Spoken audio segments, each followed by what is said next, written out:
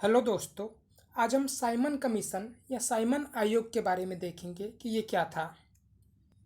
तो government of India act 1919 यानी भारत सरकार अधिनियम 1919 जो कि ब्रिटिश गवर्नमेंट ने बनाया था, उसमें यह कहा गया था कि ये कानून बनने के 10 साल बाद एक आयोग का गठन करा जाएगा और ये आयोग डिसाइड करेगा और ये आयोग देखेगा कि इस कानून का असर भारत में क्या हुआ है और भारत की परिस्थितियाँ क्या हुई हैं इस कानून के लागू होने के बाद। किस कानून के? तो गवर्नमेंट ऑफ इंडिया एक्ट 1919 के बाद।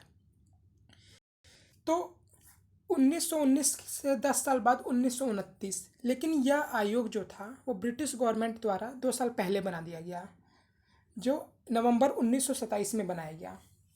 तो इस आयोग में 7 मेंबर्स रखे गए जो कि सभी ब्रिटिशर्स थे और इसी वजह से इस आयोग का काफ़ी विरोध हुआ, क्योंकि यह इस आयोग को बनाया गया था इंडिया के लिए, इंडिया के व्यवस्था को देखने के लिए, इंडिया में कानून का क्या असर है देखने के लिए, लेकिन इसमें कोई भारतीय था ही नहीं।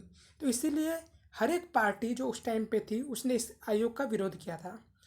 इस आयोग के जो चेयरमैन थे वो जॉन साइमन थे और उन्हीं के नाम पे इसका नाम साइमन कमीशन या साइमन आयोग रखा गया।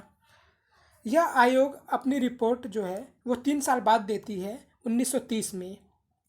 यह अपने रिपोर्ट में कुछ बातें कहती है, जैसे कि इंडिया को अब फेडरेशन ऑफ इंडिया बनाया जाएगा।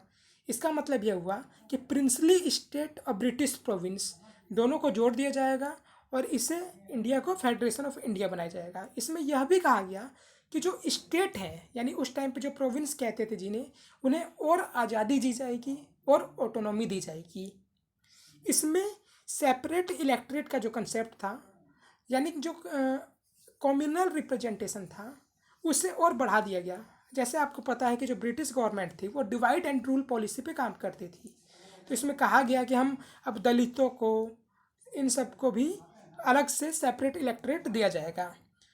जो इस कमीशन का जो रिपोर्ट था उसी के बेस पे, इस कमीशन ने जो रिपोर्ट दिया था उसी के बेस पे गवर्नमेंट ऑफ इंडिया एक्ट 1935 बनाया गया।